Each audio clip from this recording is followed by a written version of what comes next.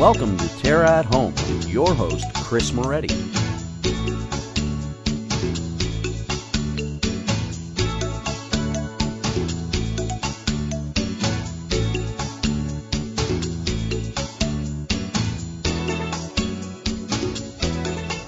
Good morning and welcome to TERRA at Home with the countdown of Christmas on. In the last stages, we've got a very special episode for you today. Chef Rachel and I are going to spend this entire show creating homemade Christmas treats that you can enjoy throughout the entire holiday season. Yeah. Rachel, I'm so excited. We're kicking off with a homemade pie. Yes. Something I have not tackled myself before. I am not a pastry girl. So we're going to go start to finish, how to create a pie, other great Christmas treats, everything fabulous for the holiday season. I can't wait. Thanks, Kris. We're starting off with a coconut custard pie. All right. So something a little different for the holidays, aside from your traditional, apple pie or pecan pie. Pastries can be a little intimidating. I'm scared. For sure. Shaking a little. But they're simple. There's very few ingredients, right? It's just a long process to get them started. So we're gonna make our own pie dough. Okay. Starting off with some flour. This is about 1 1/4 cups of flour. Okay. A little bit of sugar and some salt. That's it. Basic. In my recipe, I'm using about 1/2 cup of butter. Okay. Okay, but some recipes also call for shortening, which is fine as well, or a little bit of both. There's different recipes out there. We also want to have a couple tablespoons of cold water on hand. Right. Because we're going to need that probably to make sure that this all sticks together. Now, something I've learned from you, Rachel, is that baking is chemistry and temperature of ingredients, timing of things, and specific measurements are really important with baking, especially with pastry. Exactly, Yeah. exactly. And that's what makes baking a little more complicated than just your everyday cooking. Yeah. Right. So for the pie, for example, we want to make sure that we're starting with very cold butter. Okay. I even hear of people who put their butter in the freezer first. Now, why is that? What does that result in? Why do we want the butter to be cold? It results in just a flakier crust. Okay. You'll just get a better result in your crust if everything is cold. Same with the water that you're going to add in. You want it to be cold. You don't want it to warm up any of your already cold ingredients. Okay. Right? Of course, the flour can start off at room temperature. So all you want to do, Kris, is just get the butter pieces or your shortening, and just work it into the dough. Now, I've seen some people do this process too with a couple of knives. The idea is to get the butter broken down into sort of little pea-sized pieces and worked together with the flour, correct? Exactly. Okay. Yeah. And you say that, it reminds me, sometimes I see potato mashers, right? You can use that to kind of, the terminology is cut the butter into the flour. Okay. Is essentially what you're doing. So this is what we talk about when you see cut into in a recipe. It's this process right here. Yes, very similar. So you can see that this is starting to come together. I'm not going to continue the whole thing because we want to see what it's going to look like when it gets in the pie dish. But you're just breaking up the butter, getting into little pieces. Keep going, working at this for a couple minutes until all the butter is incorporated. Add up to 2 tablespoons of water, a tablespoon at a time. So try a tablespoon, see how that goes. If you need a little bit more, do that. Okay. And you will, even though it's hard to see right now, end up with a nice ball of dough. Okay. So from this, we just keep going. We add a little bit of water to get a dough-like consistency. Yep. Which then brings us to this stage right here. Right, exactly. That is what you will get after all the butter's in there. I'm just going to wipe my hands off a bit.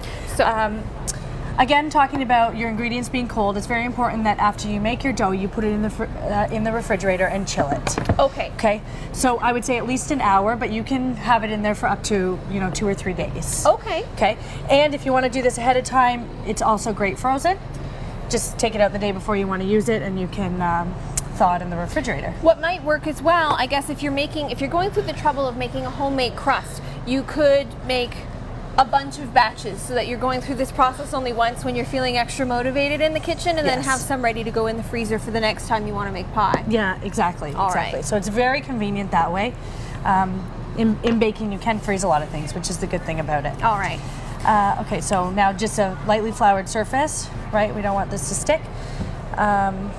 We take this out and we just want to roll it out. Okay. So this is our melded, chilled dough ready to go and work into what's actually going to be our pie crust. Yeah. Okay. Now, because it is going to be a flaky dough, you know, it's not going to be extremely easy to roll it out. Right. It's not just going to work nicely. So you just kind of have to work at it a bit.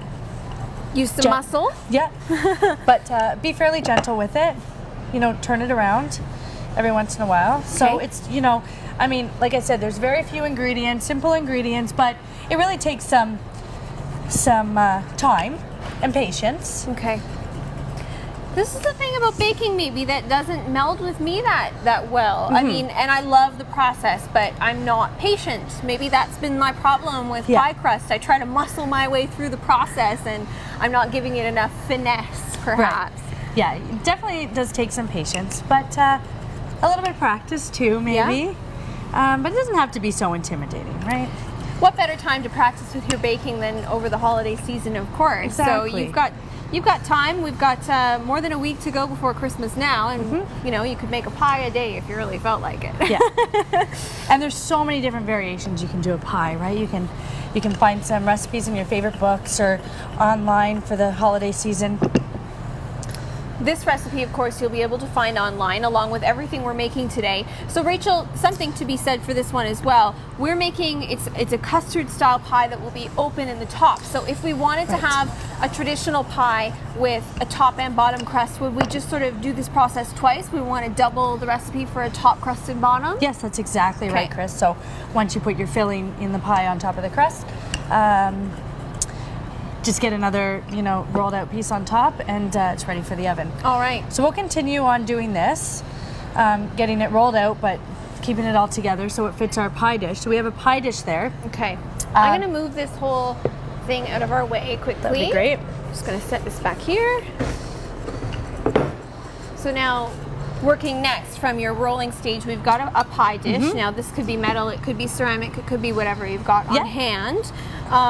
And what's going to happen with this pie is we're actually going to bake the crust before we have filling in it, correct? Exactly. Okay. And you would, for this pie specifically, we don't have to bake. Okay. It just needs to cool in the refrigerator. But even if you were baking your pie, you still always want to bake the crust first. Interesting. Always. And I've never done that. Just because it takes a bit of time. If you set your oven to about 400, baking the crust is going to take maybe about 40 minutes or so, depending on how big it is. Okay. But yeah, you want to bake it first, and so they call that blind baking. Okay. So what we'll do is we'll fit the crust right into there. We can crimp the edges and make it fancy if we want. Put a piece of foil on top, and then you want to weigh it down with pie weights, or even some beans that you have in at the house.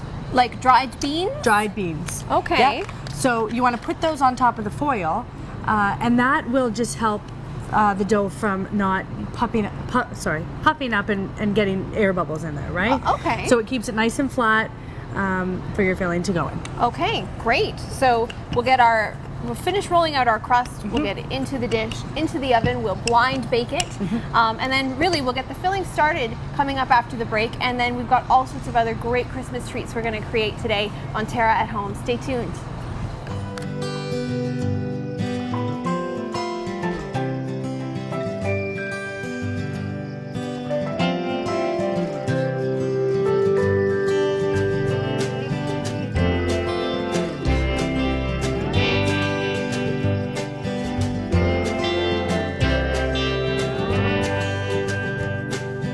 Come and explore the new Terra, where color lives.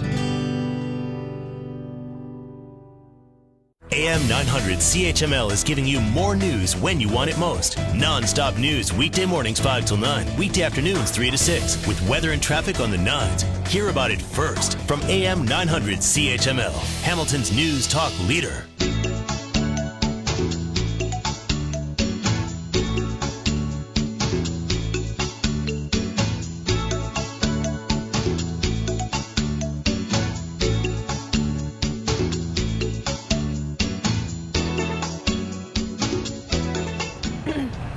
Welcome back to Terra at Home, where we're working on a full day of creating fabulous Christmas treats for you. In the first segment, we started our pie crust, and now we're ready to get the filling going, and then we'll move along to something else as well. So we're doing a coconut custard pie. Yes. And this is how we're creating the filling. Right. We're going to start with some cornstarch, Okay. sugar, Okay. and salt, and we're going to put that in a medium saucepan. I would say over about medium heat. Okay. Pass this to you. So that was the cornstarch. The sugar goes in. Okay. A little bit of salt. Wonderful. And we'll just mix that up. And then we can add in a cup of whole milk. Okay. Okay, so when we add this milk in, we just want to stir it and make sure that everything dissolves in there.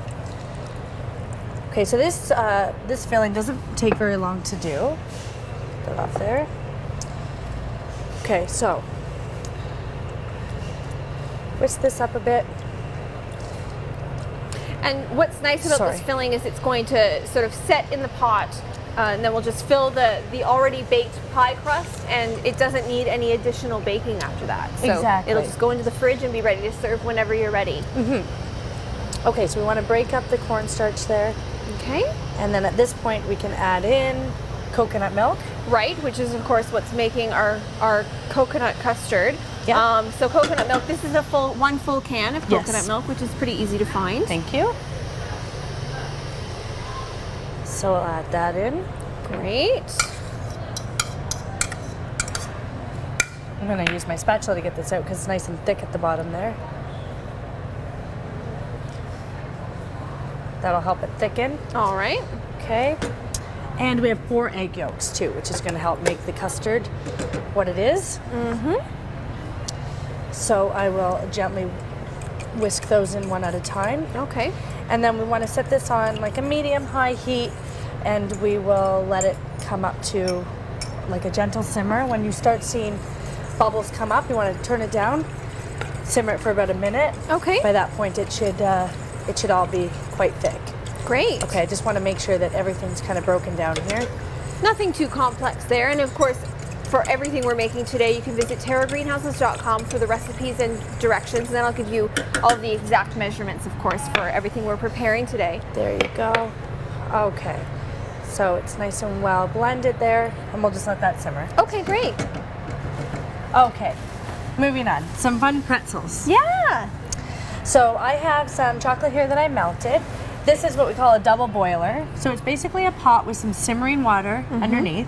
You don't want the bowl to actually be touching the water. Okay. Okay, but you just sit the bowl on top, put your chocolate in the bowl, and it'll melt. And this will keep the chocolate from burning. Right. Okay. Because once chocolate burns, it's really hard to get it back. There's really not much you can do. Right. Okay. So we do have to work fairly quick because once it starts to cool, it gets thick, right? Right. So when that happens, we just want to put it back on the burner, and we can get it all thin again. So what we're going to accomplish here are some easy, no-bake treats that can be great for your office cookie exchange, or of course just to have out on a platter for your guests this holiday season.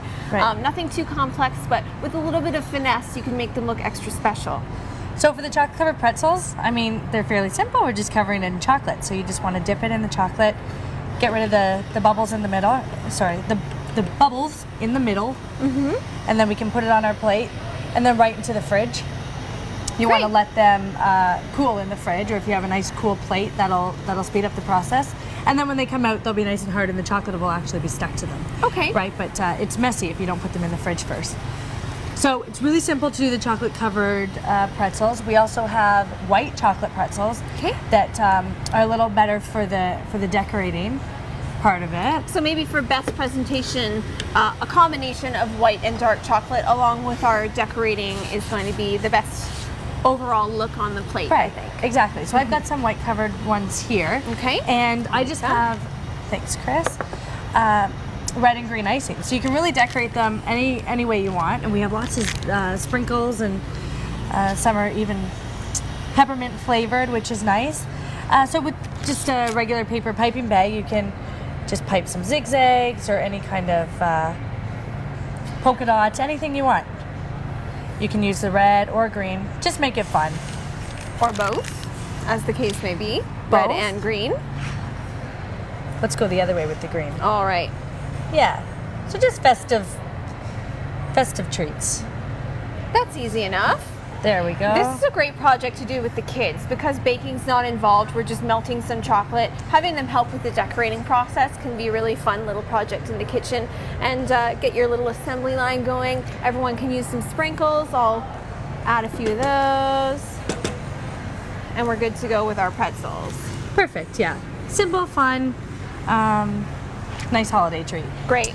The other neat thing we're gonna do is some marshmallows. Yeah. So again, very simple. We'll bring this back. I just didn't want it to get too hard.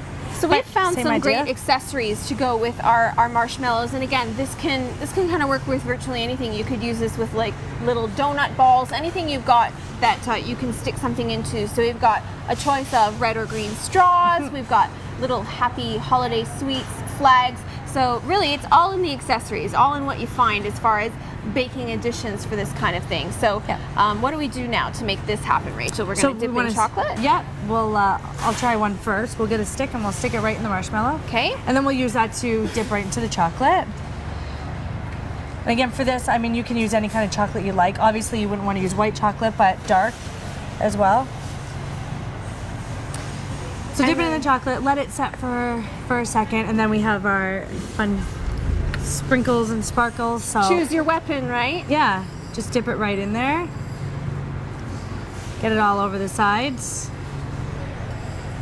And in they go. I'm There going we to try go. one with my little holiday flag, and we'll make a different look for this one. So Great snacks for your holiday party. And this Nice is easy. sweets. Easy Yeah. and fun. With the complexity of our pie, our first challenge of the day, then maybe a little break is what we needed. So a little bit of simplicity here for this one.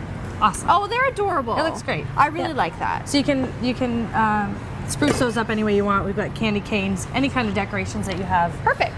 would work really well. Okay, and we've got one more solution too for easy entertaining. Again, sort of just a quick mix option. So we've got a whole bunch of different items here, and this could really be made of anything that you like, which you have on hand. So we've got a mixture of cashews and almonds, pretzels, banana chips, all sorts of stuff, and we're just going to kind of mix those with some seasonings, yes? Yeah, there's 2 more seasonings here. We have cinnamon, cayenne pepper, brown sugar, and a little bit of salt. So it's going to be a sweet, spicy, savory, everything all in one. So we're going to mix that all together. We can toss this with a little bit of butter, and then we'll put it on a baking tray, go in the oven for about 20 minutes to bake and get all the flavors baked in there, and then it's a really nice snack idea. Chef Rachel's sweet, spicy, crunchy snack mix. That's we'll see come together later on in the show as well. Stay with us for more great entertaining ideas for your holiday season on Terra at Home.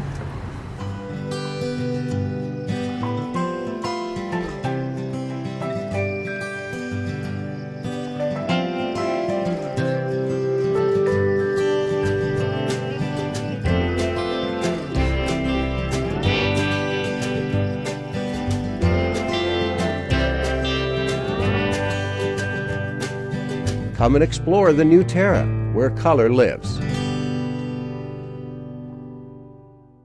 AM 900 CHML is giving you more news when you want it most. Non-stop news weekday mornings 5 till 9, weekday afternoons 3 to 6, with weather and traffic on the 9s. Hear about it first from AM 900 CHML, Hamilton's news talk leader.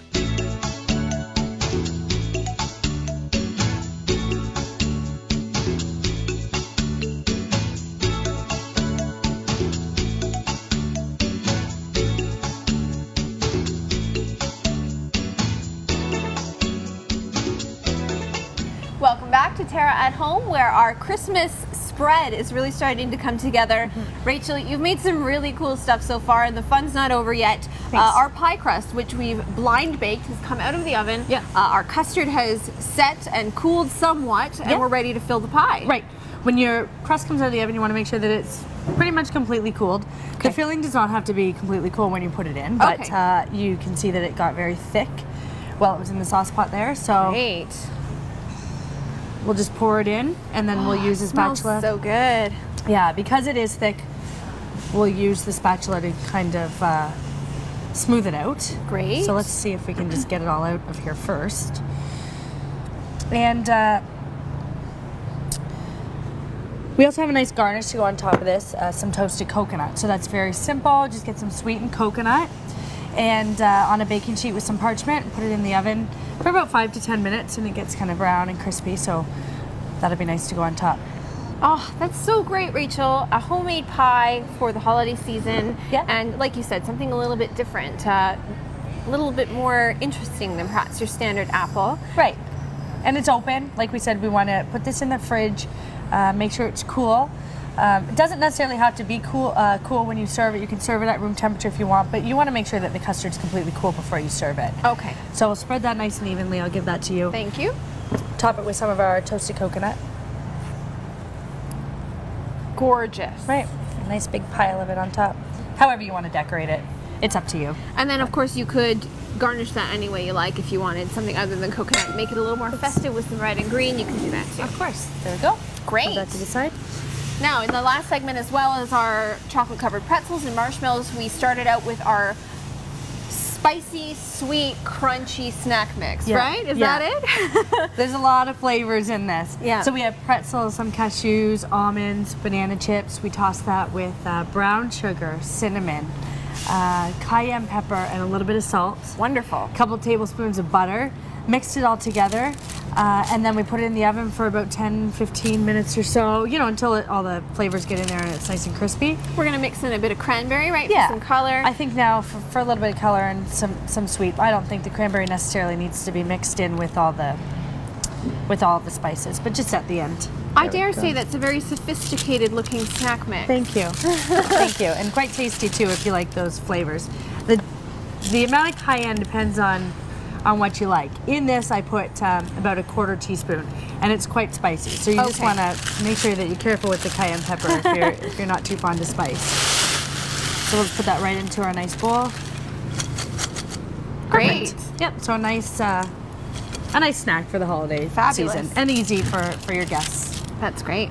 All right. So moving on then, one last treat before we pull all of it together for our grand finale, of course, and we're putting together a Christmas cocktail. Yeah, we are. So this is a martini, a cranberry martini that we're going to make here. So we'll start off with our cranberry juice. I'm going to use a martini shaker. Okay. Okay. So fill your martini shaker with some ice. We're going to put vodka in this too. Okay. So this is 2 shots of vodka. Actually, the shot glass is a little bigger, so we're going to do 2 shots of vodka, which is 1 each. Of course, you can change that to your liking. So we've got 2 parts vodka. We'll do the same with the cranberry. 2 parts cranberry. Okay. Oh, gosh. Maybe a little more Sorry. than 2 parts cranberry. Let's do it this way so I don't spill it everywhere. Great. There we go. 2 parts cranberry. We'll do 1 part orange juice. Okay, there you go. So about half of this. Then we're going to add in some sparkling water. So this is actually a lemon flavored water. Okay. So 2 parts of that as well. Now there's different variations you can do with this. Obviously you can leave out the vodka if you're not a fan of vodka, but you can maybe replace it with some sparkling wine. Great. Which would be a nice alternative. Great. Depends on your flavor. Okay, so that's it. We'll give that a shake. Shake it up and we'll pour it into the martini glasses. Now, with martinis, I think it all comes down to garnish. With martinis, it's all about the presentation, right? So our flavors are great, and that's going to be very important, but the garnish is really where we're going to set things off. So we've got something special for that, too. That's a nice color. Yeah. Great. There we go. Did I do that evenly there, Kris? Not half bad, Rachel. Not half bad. It's close. Okay, so our garnish is something a little different. We're going to use some fresh herbs, so some sprigs of rosemary. If you get some nice long sprigs, and then on the end we can put some cranberries. Okay. Now these are dried cranberries that I had, because we were doing the mix and everything. But of course, if you had some nice big fresh cranberries, that would be a nice alternative too. The bigger the better. The crazier the better. You just want to make it look different, right? Right. And when you're drinking martinis, usually it's served with this like some kind of a martini stir stick, right? So even the sticks that we were using for the marshmallows, something like that. If you found those in different colors or candy cane, that's a good idea. You could put those in too. So there's a lot of different ideas. So I just thread skewering them on the cranberries right on the end and right in the drink. So it kind of acts as a festive stir stick for your martini that's edible as well.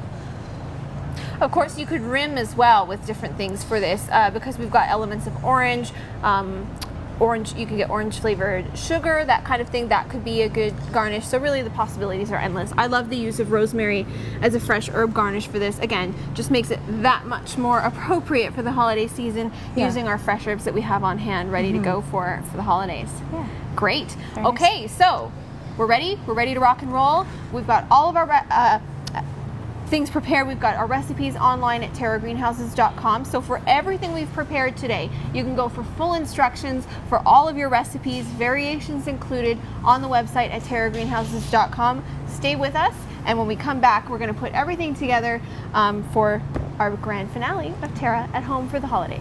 Stay tuned.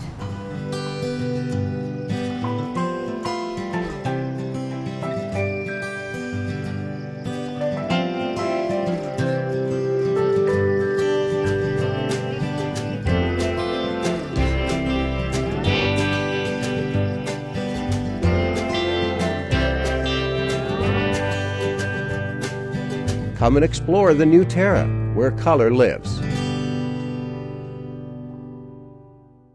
AM 900 CHML is giving you more news when you want it most. Non-stop news weekday mornings 5 till 9, weekday afternoons 3 to 6, with weather and traffic on the 9s. Hear about it first from AM 900 CHML, Hamilton's news talk leader.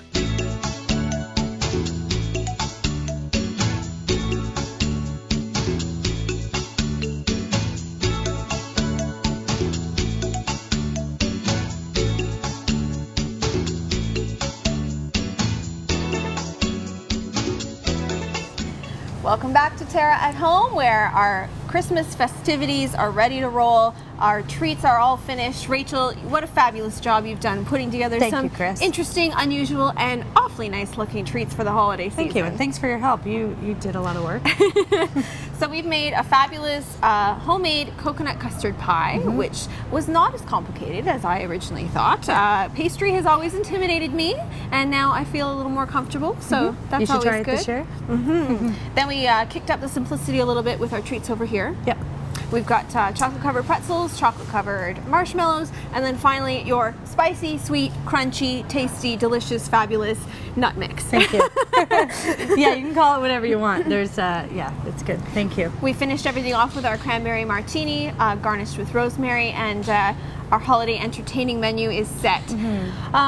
As you know, this is my last episode of Terra at Home as your host, and Rachel, I wanted to take a moment to thank you for everything I've learned and all the great fun we've had here in this kitchen. Thank you, Kris. I've enjoyed myself a lot. So. Next week, of course, you'll be joined by your new host, Leslie Stewart, right on Christmas Eve. So we're now 1 week away from Christmas Eve today, so lots of time to continue creating all of our fabulous treats as we lead up to the holiday season. Yeah.